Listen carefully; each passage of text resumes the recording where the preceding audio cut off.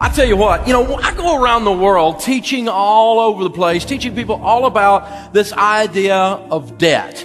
And the idea that if you could get out of debt, you'd have some money. If you didn't have any payments, you'd have some money. And people look at me with two different problems with that.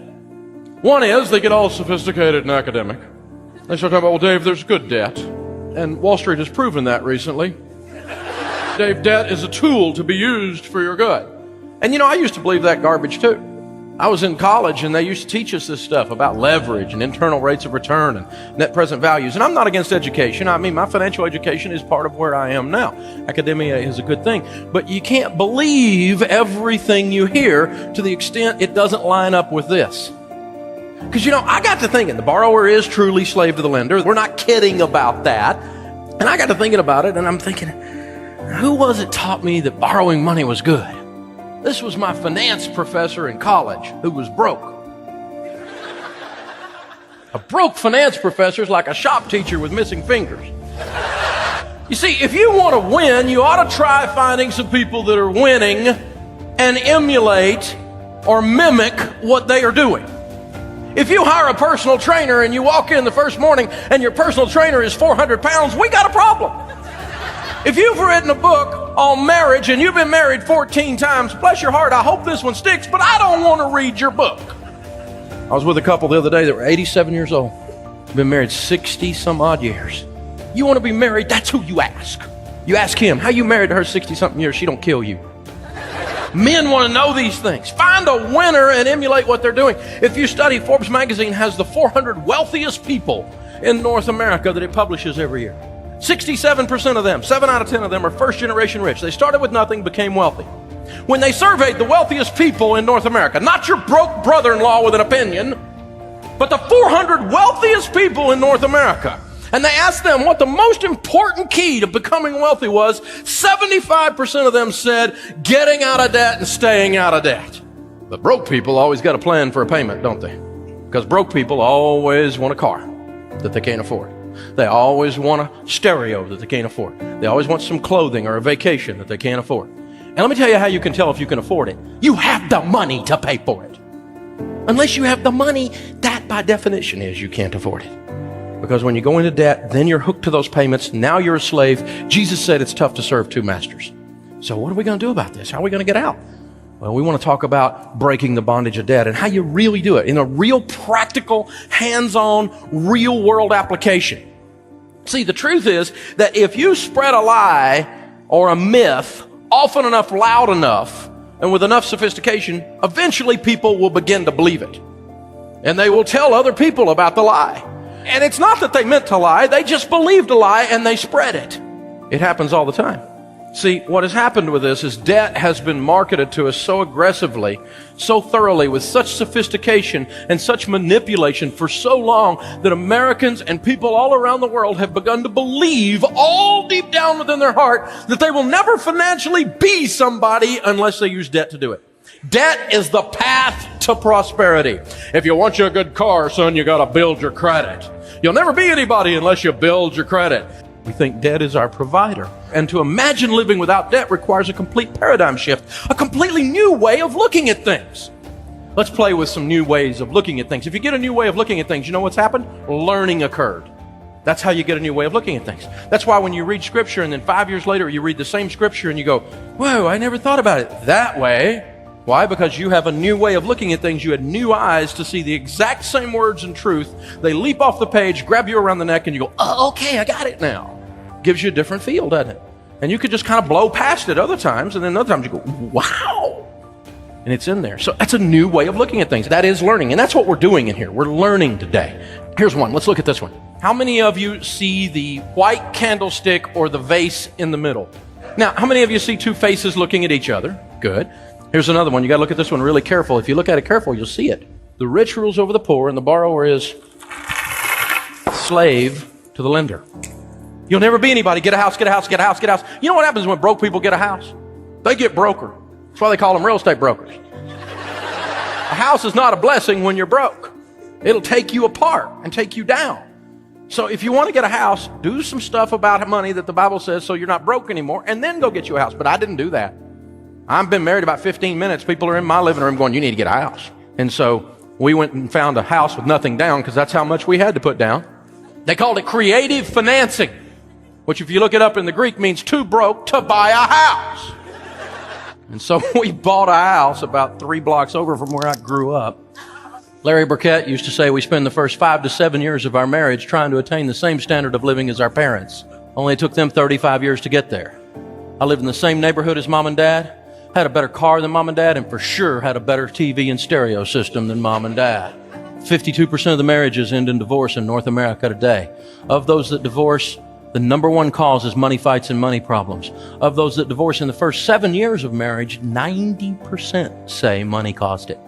Young marriages are falling apart everywhere. You know why? When you're like this, your leg gets tired. When I went broke and started over, I discovered this was the truth. That the borrower is slave to the lender is the truth. Regardless of how you feel, this is the truth. One of the benefits of going broke is I didn't care what anybody thought anymore. You get over worry about what people think. And you just go do whatever. And if they laugh at you, you just go, well, that's good. Just keep laughing.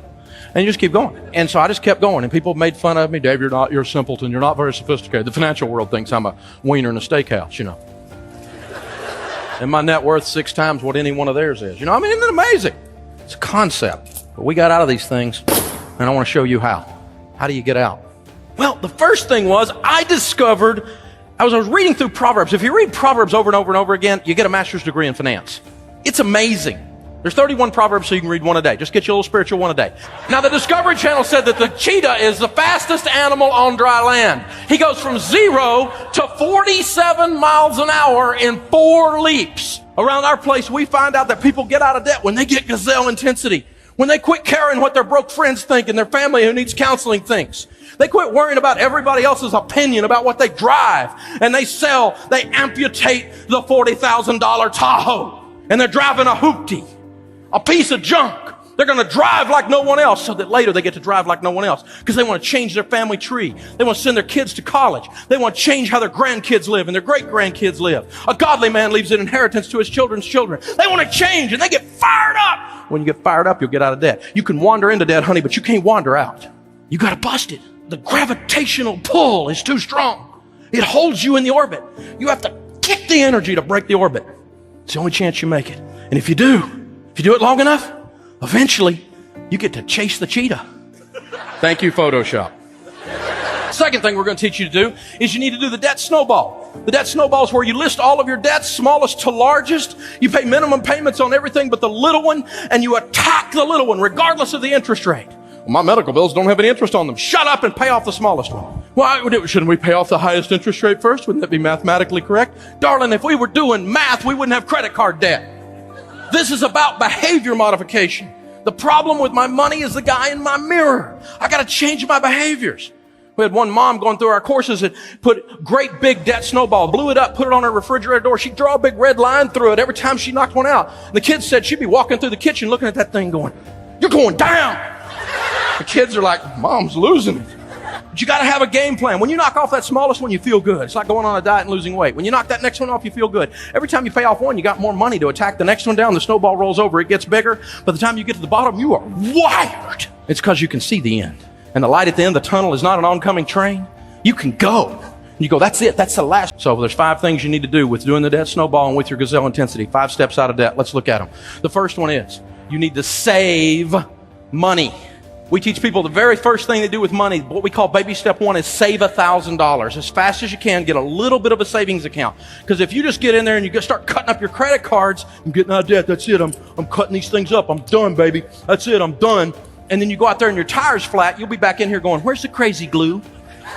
Because you've been leaning on these things. They're a rubber crutch, but you've been leaning on them. So you put a little bit of money aside as your first thing. Save some money. That's the first step. The next step is you got to quit borrowing more money. You can't get out of a hole while you dig out the bottom. So you got to say, that's it, no matter what happens. No matter what the situation, no matter how desperate or how intriguing or what the big opportunity is, I am not borrowing money anymore. And you get these things out and you have a plasectomy party. And if you've got kids, have your kids help you cut them. Because your kids will remember that. When you're at the store, you say, you remember? We cut up the cards, remember? I want that. I don't have any money. I cut up the cards. Remember, you helped me cut them up. But the kids will remember. You'll run into your kid 30 years later. They're 36 years old, and they'll remember that day they were 6 years old and the family tree was changed. They'll feel it in their emotions. Things happen when families take a stand. Things start to shift. It's a behavior modification issue. It's a matter of character. It's a matter of where you're going to live. I'm not borrowing money anymore. Next time I get ready to buy a car, I'm going to save a car payment for 10 months and write a check and buy cash. Ask for some help. Number 4, sell something. Sell so much stuff the kids think they're next. Name the dog eBay. Put the cat on Craigslist. You got to sell stuff. If it's not bolted down, dump it. Most of you don't need to sell your house. Most of you, that's not it. But some of you need to sell your car. Some of you are out of control. Number 5, take a part-time job or an extra job or some overtime or something like that.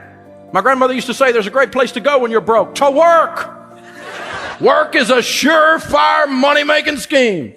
If you read Scripture, our God is a God of work. The diligent prosper. Don't work, don't eat. It's all in there. We're a people of action. We're not a people of passivity. We're a people that's proactive and causes things to happen. Get out there and knock something down, man. Make a mess somewhere. Go make some money. It'll solve a lot of... There's only 2 sides of the equation, the income and the outgo. Got to get the outgo down and the income up. Creates margin in the middle for giving and saving. This is the formula. So you really do have to make some more money. Do you want to work crazy for the rest of your life? No. You work like no one else, so later you can work like no one else. You know when I work? Whenever I want. You know why? Because I used to work all the time. Now I do what I want to do when I want to do it. I'm spoiled rotten. But there's a way you get there. You spoil yourself rotten by pouring on the coals, making a difference for a period of time. Intensity for a short period of time blows things up. Do these 5 steps. They will absolutely get you out of debt every time. Think about it with me. If you had no payments, if you were gazelle intense and you used the debt snowball and you prayed and you worked extra and you quit borrowing more money and you sold stuff and you got completely out of debt, breathe that in, no payments. Whew, man, if you didn't have any payments, how much could you save? How much could you invest without a house payment? You know, you invest a house payment, how fast that's $1 million. Wow, you could do some stuff with $1 million.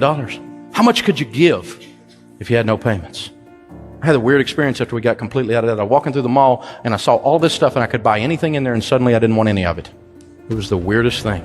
It changes your life. It releases you to be who you really are.